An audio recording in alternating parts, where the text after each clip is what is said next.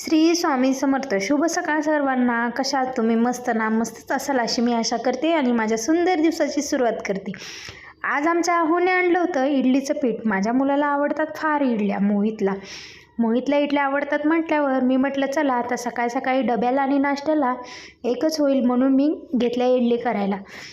तर इडलीचं पीठ मी फोडून एका भांड्यामध्ये घेतलं व्यवस्थित असं, आणि त्याच्यानंतर इडलीचं पात्र खूप दिवस झालं वापरलंच नव्हतं, त्याच्यामुळं इडलीचं पात्रसुद्धा मी धुवून घेतलं. इडलीच्या पिठामध्ये घातला 1 चमचा मीठ, थोडंसं तेल आणि छान असं व्यवस्थित पळीने मी फेटून घेतलं पीठ अगदी व्यवस्थित. तोपर्यंत इडलीच्या पात्रामध्ये पाणी छान असं गरम होत होतं. इडलीच्या पात्रामध्ये छान असं पाण्याला उकळी आली होती. हे तुम्ही वाफ पाहू शकता.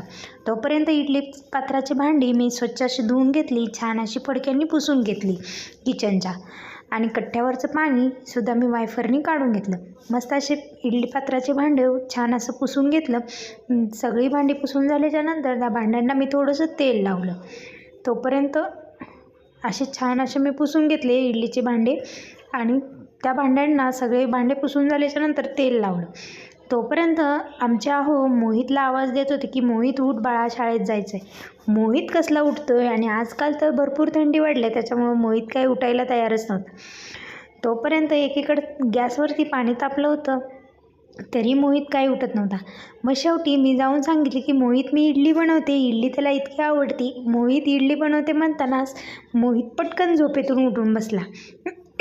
झोपेतून उठून बसल्याच्या नंतर मी म्हटलं जा बाळा पहिले आंघोळ करून घे, पप्पा तुला आंघोळ घालतील, मग त्याच्यानंतर तुला इडली भेटेल. मग त्यांनी मस्त अशी आंघोळ वगैरे करून तयार झाला, शाळेचे कपडे घालून. मोहित आणि मोहितचे पप्पा दोघंही तयार झाले. मोहितच्या पप्पांना जायचं होतं कामाला आणि मोहितला जायचं होतं शाळेत. मोहितचे पप्पा तयार झाले, मोहितसुद्धा तयार झाला. मग माझ्या इकडे चाललेल्या इडल्या मी मस्त अशा भांड्यांना तेल लावून झाल्याच्या नंतर इडली पात्रामध्ये पळीने व्यवस्थित अशा इडल्या थोड्या थोड्या पीठ घालून घेतलं व्यवस्थित असं इडलीचं.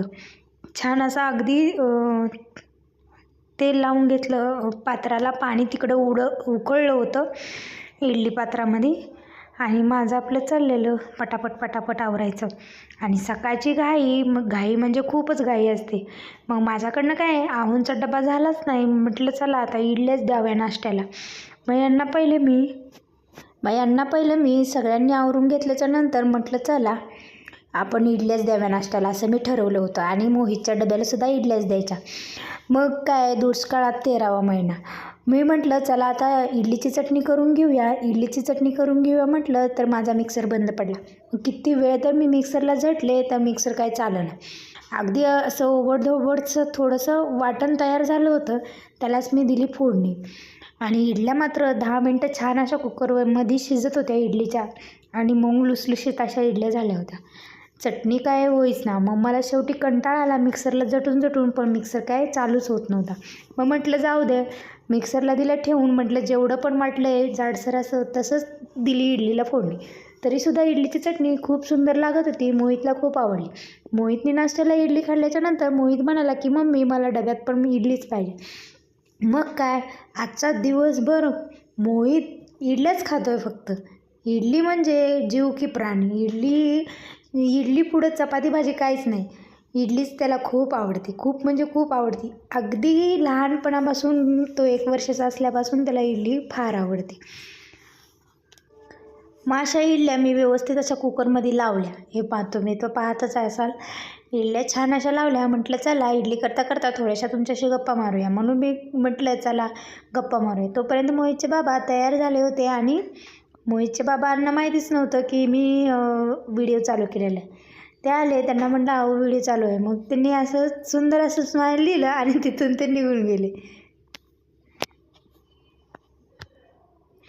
तर कसा वाटला आजचा माझा मिनी ब्लॉग नक्की कमेंट करून सांगा, आणि असेच नवीन व्हिडिओ पाहण्यासाठी हर्षदाच्या गोष्टी चॅनलला सबस्क्राईब करा. तोपर्यंत धन्यवाद.